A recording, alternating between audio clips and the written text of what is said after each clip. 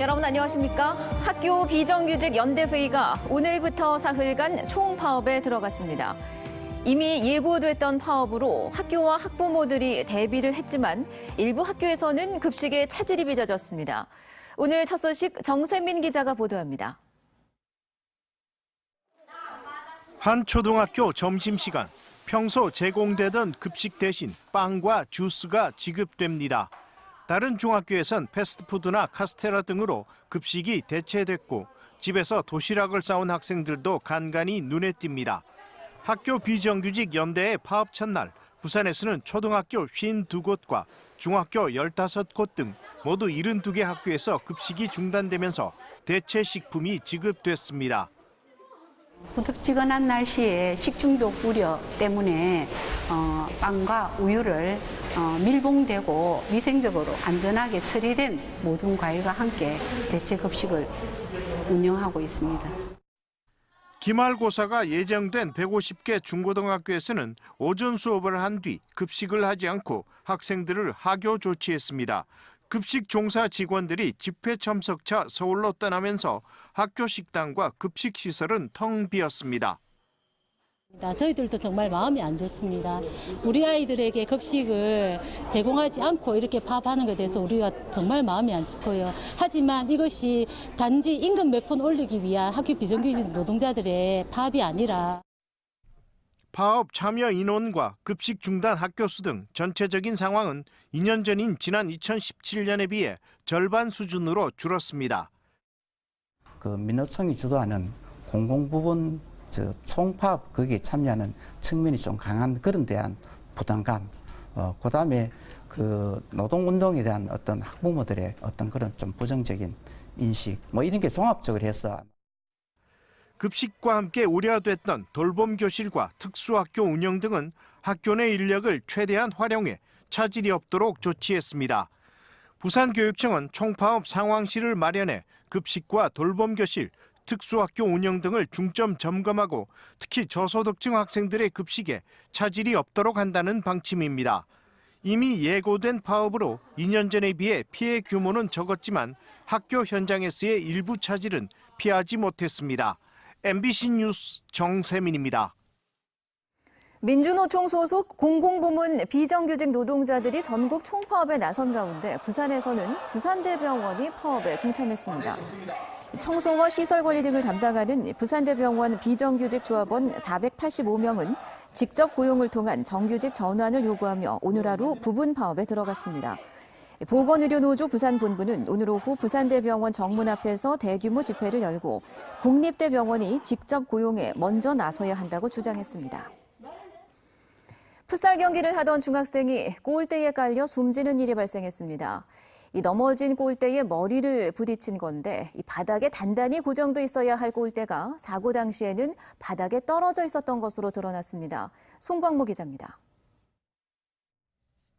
부산 해운대구 한 체육공원. 어제 오후 4시 20분쯤 가로 3m, 세로 2m의 철제 골대가 넘어지면서 13살 강모 군을 덮쳤습니다. 학교를 마치고 친구들과 풋살 경기를 하던 강군이 골대에 매달리는 순간 힘없이 고꾸라진 겁니다. 넘어진 골대에 맞아 머리를 크게 다친 강군은 병원으로 옮겨졌지만 결국 숨졌습니다.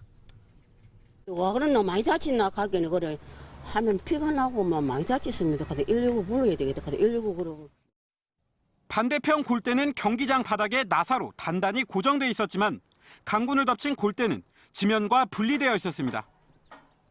고정 장치조차 설치되어 있지 않은 이 골대는 한 손으로 약하게 당겨도 이렇게 넘어질 듯 위태롭습니다. 해당 풋살장은 지난해 말 해운대구가 저류지 옥상에 설치한 시설입니다. 지자체 행사장으로도 종종 쓰였는데 해당 골대를 옮길 수 있도록 하기 위해서 바닥에 고정하지 않았던 것으로 추정됩니다. 생산을 좀 많이 하거든요. 생산을 하다 보니까 이제 이걸 밀고 당기면서 이게 빠진 건지 그거에 대해서는 정확하게 저희가 조사를 해봐야 되고 지금. 경찰은 체육공원의 설계도 등을 확보해 구청의 관리 소홀 여부와 부실 시공 여부를 조사하고 있습니다. MBC 뉴스 송광모입니다. 부산 MBC는 그동안 여러 차례 부산시장 관사에 전시된 시립미술관 소장품 문제를 집중적으로 보도했습니다. 특권을 누리고 있다는 비판이 거셌는데요. 며칠 전 이 공공미술품 전부를 반환한 것으로 확인됐습니다. 임선은 기자입니다. 현대미술의 거장 이유환 작가의 바람과 함께와 조응. 부산 시립미술관 소장 미술품이지만 오고돈 시장의 관사 안에 걸려 있었습니다. 이처럼 오 시장 관사로 옮겨갔던 공공미술품은 모두 10점. 시민 모두가 누려야 할 공공의 자산을 부산시장이 사유화하고 있다는 비판과 함께 특권을 내려놓겠다던 약속을 저버렸다는 점에서 실망의 목소리가 컸습니다. 이와 관련한 부산 MBC의 보도가 이어지자 오고돈 시장은 결국 지난달 28일 관사로 가져갔던 공공미술품 전부를 부산시립미술관에 반환한 것으로 확인됐습니다. 대여기간 만료일은 지난달 29일. 미술관 측의 연장 신청이 들어오지 않았고 반환 절차가 마무리됐습니다. 답했어요. 그거 끝나가지고 기간이 끝나가지고 들어왔습니다. 저희 쪽으로. 관사에는 그 작품 대여된 건 없네요. 그러면? 예, 저희 미술관 소장품 전혀 없습니다. 이로써 공공미술품은 모두 다시 부산 시민의 품으로 돌아왔습니다. MBC 뉴스 임선응입니다. 부산을 포함한 동남권 강소기업을 분석한 연구 보고서가 나왔습니다. 지난 3년 동안 부산의 강소기업들은 매출은 늘었는데 영업이익률과 수익성은 오히려 떨어졌다고 합니다. 자세한 내용을 민성빈 기자가 전합니다. 규모는 작지만 경쟁력을 갖춘 강소기업. B&K 금융경쟁연구소에 따르면 최근 3년 동안 부산 강소기업 780여 곳의 평균 매출액은 지난 2016년 996억 원에서 지난해 1,082억 원으로 늘었습니다. 하지만 영업이익률은 6.9%에서 4.9%로 2%포인트 하락해 수익성은 오히려 떨어졌습니다. 부울경 동남권 강소기업 전체의 평균 매출액도 825억 원에서 933억 원으로 증가했지만 영업이익률은 0.8%포인트 하락했습니다. 지난 3년간 조선 자동차 같은 지역 주력 산업이 부진한 가운데 화학, 금속 업종의 영업이익률이 급격하게 하락한 것이 부산 지역 강소기업 영업이익률 하락에 영향을 미친 것으로 볼 수 있습니다. 매출액 300억 원 이상 동남권 강소기업은 모두 300곳. 그중 절반이 부산 기업입니다.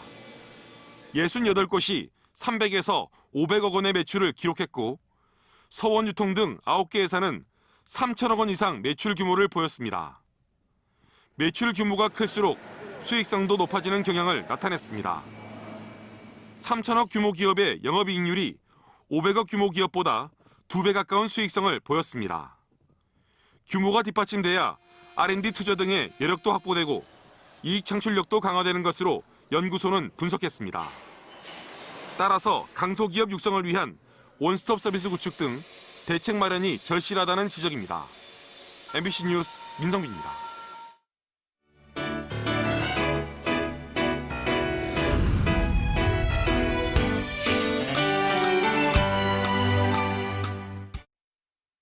매출은 줄고 폐업률은 높고 지금 자영업자들이 처한 현실이죠. 하지만 준비가 부족한데도 창업 전선에 뛰어드는 경우도 여전히 많습니다. 소상공인 희망찾기 기획보도 오늘은 자부담 없이 창업 교육을 받을 수 있는 방법을 소개합니다. 정은주 기자입니다. 40대 주부 이효련 씨는 최근 두 번째 창업으로 빵집을 개업했습니다. 준비 없이 창업해 2년 만에 접었던 첫 창업대와는 다를 걸로 기대하고 있습니다. 많이 다른 것 같아요. 그때는 준비 없이 해서 좀 실패율도 있었던 것 같고 지금은 선생님이 일러주시는 대로 하니까 조금 광고 효과도 있는 것 같고 아직 4일. 명확한 가게 컨셉을 위해 음료 외에는 자체 개발한 빵 한 종류만 판매합니다. 차별화된 레시피의 빵은 상표권 등록을 출원 중이고 홈페이지 구축, 맛집 추천 모바일 앱 등록도 끝냈습니다. 전문 경영 지도사가 이 모든 과정을 함께했습니다. 최소한의 메뉴를 가지되 이 메뉴에 대한 전문성과 맛과 이런 이제 우리의 자신감이 들어가 있다면 충분히 이제 프랜차이즈와 경쟁을 해서도 이길 수 있기 때문에 그런 컨셉을 잡는데 사실 처음에 좀 도움을 좀 드렸습니다. 이 씨와 같은 창업 희망자를 위한 부산시 소상공인 희망센터의 교육 과정입니다. 창업 절차와 아이템 같은 기본 교육과 프랜차이즈 창업 마케팅 등 전문 교육 과정으로 구성돼 있습니다. 2017년 하반기부터 예비 창업자 800여 명이 이 과정을 거쳐갔고 이 중 150여 명은 창업의 꿈을 이뤘습니다. 혼자 준비하니까 모르는 게 많았는데 이제 전문가들도 많이 알게 됐고 앞으로 모르는 부분은 어떻게 준비를 해야 되고 어떤 도움을 받아야 될지도 알게 돼서 이곳에서는 SNS와 블로그 마케팅 실무를 익히는 전문 과정도 운영 중입니다. 또 현장 경험 풍부한 컨설턴트 60여 명이 위기의 소상공인들에게 경영 악화 원인과 해법을 제시하는 맞춤형 컨설팅도 진행합니다. 모든 과정은 11호 자부담 없이 진행됩니다. 네, 그런데 이렇게 교육도 받아가면서 꼼꼼하게 창업 준비하시는 분들 의외로 그렇게 많지 않습니다. 신용보증재단 조사를 보면 동남권 자영업자의 절반 이상인 63.8%가 창업 전 교육을 받지 않았다고 답했고 46.9%는 창업 준비 기간이 6개월이 채 되지 않았습니다. 전문 교육을 반드시 받고 최소 1년 이상 준비하라. 예비 창업자들을 위한 전문가들의 공통된 조언입니다. MBC 뉴스 정은주입니다. 오늘 부산은 해안가를 중심으로 짙은 해무 현상이 이어졌습니다. 오늘 오전부터 부산 해안가에 해무가 짙게 들이우면서 해운대와 송정, 광안리 송도해수욕장 등에 입역 금지 조치가 내려졌고 광안대로는 50% 감속 운행 조치가 내려졌습니다. 기상청은 대기가 습한 상태에서 따뜻한 남서류가 유입돼 해무가 발생한 것으로 보고 이 같은 현상이 모레까지 이어지겠다며 항해 선박과 차량 운행에 각별한 주의를 당부했습니다. 오거돈 시장이 오늘 시청 야외 주차장에서 르노 삼성 자동차를 직접 인수하며 지역 제품 사주기 운동 홍보에 나섰습니다. 오 시장은 지난달 24일 르노 삼성의 임단협 타결 조인식에서 르노 삼성이 지역의 중심 기업으로 바로 설 수 있도록 시가 역할을 하겠다며 승용차 한 대를 구매하겠다고 약속한 바 있습니다. 해운대고등학교의 자사고 폐지 결정과 관련해 학부모 200여 명이 오늘 오전 부산교육청 앞에서 집회를 갖고 자사고 폐지 철회를 촉구했습니다. 이들은 자사고 운영 성과 평가 과정이 절차적 문제점을 갖고 있고 그동안 교육 발전에 이바지해온 자사고의 희생을 과소평가하고 있다고 주장했습니다. 이에 대해 부산교육청은 해운대고는 재단 전입금 문제와 감사 적발 등 다양한 문제가 있었던 학교라고 밝혔습니다.